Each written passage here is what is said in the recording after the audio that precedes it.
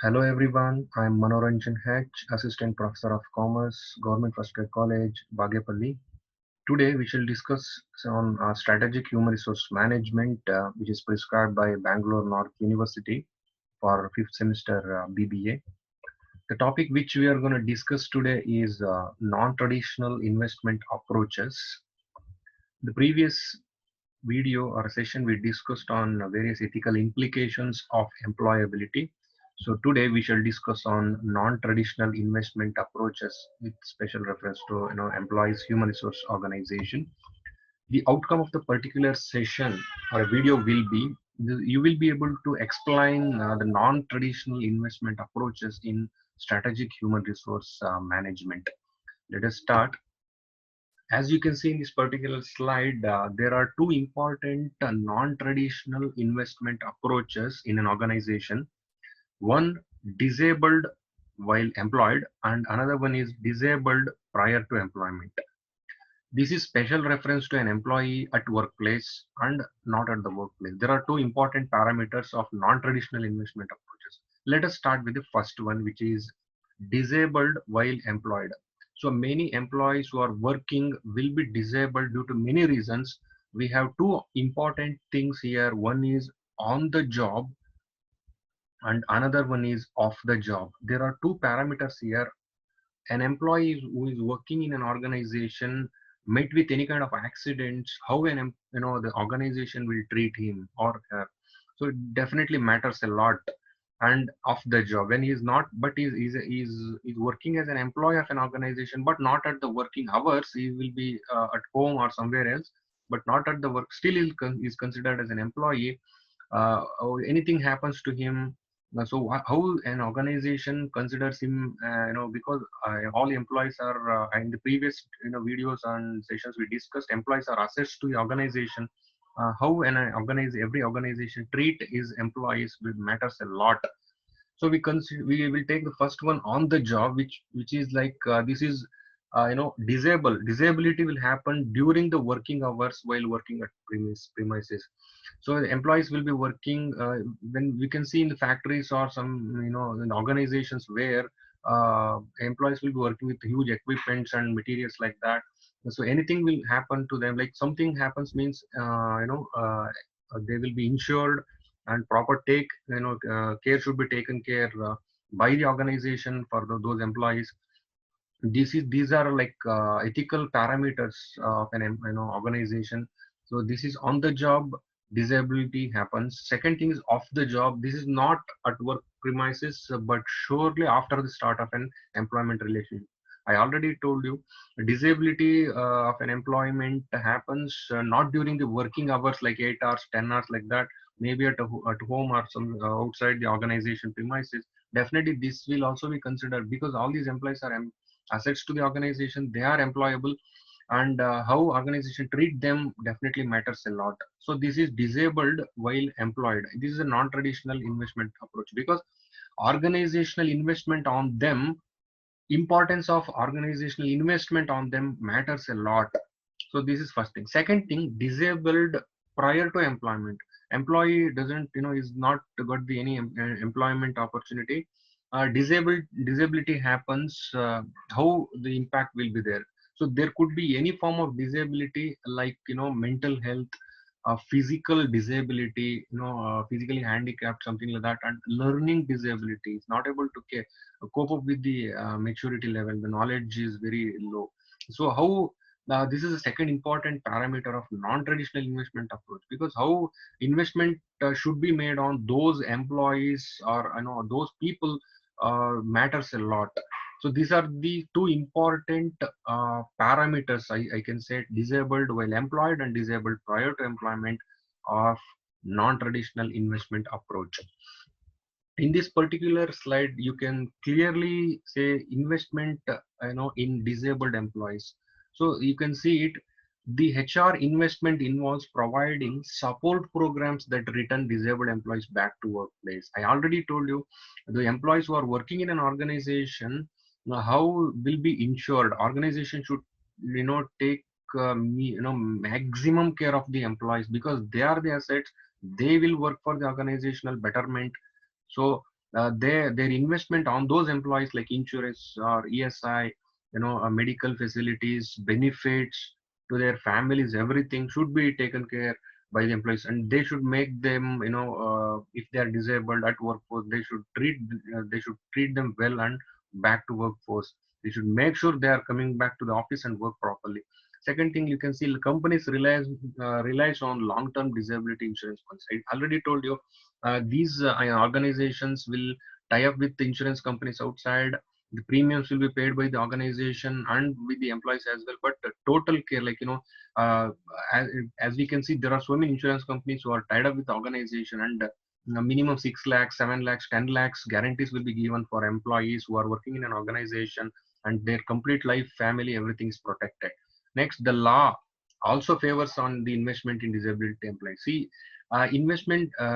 companies or organizations who are investing in these kind of people, definitely law also supports, and government subsidies, everything will be given to them, and this will definitely help the organization to, like, brand will be there. There will be brand success, image will be there, like that.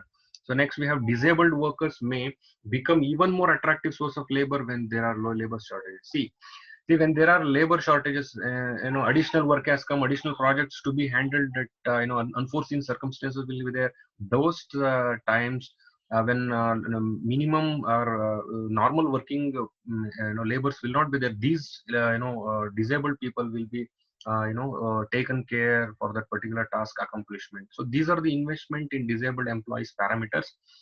Next, we have investment in employee health. So what is the importance of an organization investing in employees' health matters? So definitely investment in employees' health matters a lot, because employees' health is very much important for organizational success, because every employee who is working for an organization should be very healthy, so that his work productivity will be 100%, and which in turn develops the organizational profitability and growth or success is concerned.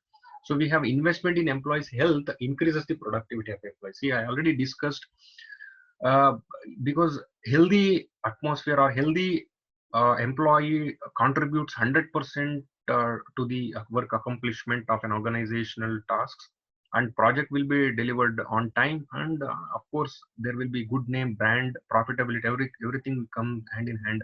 So definitely employees health is very much important. Investment in employees health is very, very much very important.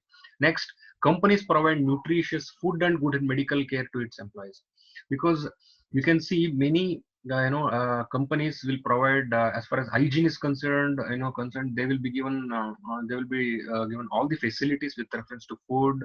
Hygiene factors will be there, food, medical facilities, everything, because in the organizational itself, good nutrition food will be there. We have canteens with proper hygiene facilities, and medical, there are doctors who are full-time workers, in the organization itself, they will be paid, and there will be full-time medical facilities in, like, 24 bar 7 medical facilities will be there in the organization, because any employee at workplace is disabled will be taken care, and he'll be treated very well, and because they are the assets to the company. So proper nutritious food and medical care, medical facilities will be there all the time in organization. Next, we have this, our investment in employee health results in feeling of commitment, and thus increases the productivity of the employee. See, it definitely, an employee who's working in an organization feels that, yes, I'm protected, I'm fully protected, my family is protected, my health is taken care by the organization, definitely contributes a lot to the organizational success. So these are the important points of investment in employee health. Next, we have counter cyclical hiring. This is very important. Counter cyclical hiring means whenever there is an unforeseen happening, things happens, an organization go for hiring, is taking advantage of the situation, taking advantage of the economical downgrade or economical downfall, and taking, employees will be hired for a lower level or a cheaper rate, something like that. So employees will be given less packages, and more qualified employees will come and will be hired to an organization with minimum packages, because they will be, because the entire economy will be downgraded, downturns. Employees, these candidates or people will be looking for a good job, or like they will be looking for a job and they're more skilled. They will be, they have got huge skills, and they will be paid less. Companies will, organizations will take advantage of the situation, and hiring will be there. So this is called counter cyclical hiring. You can see hiring at workplace during the economic downturn. So whenever there is an inflation kind of thing, or economic slowdown, or recession comes. So in 2008, recession has come. So that time many jobs have gone, and many people lost their jobs, and no hikes, no bonus, no promotion was there that time. So at that time employees were looking for just a job. They will be paid very less. You don't pay, I'll work for you. Something like that. Situation was very drastic that time. So now, like, we have pandemic situation now, corona, but still it's manageable situation.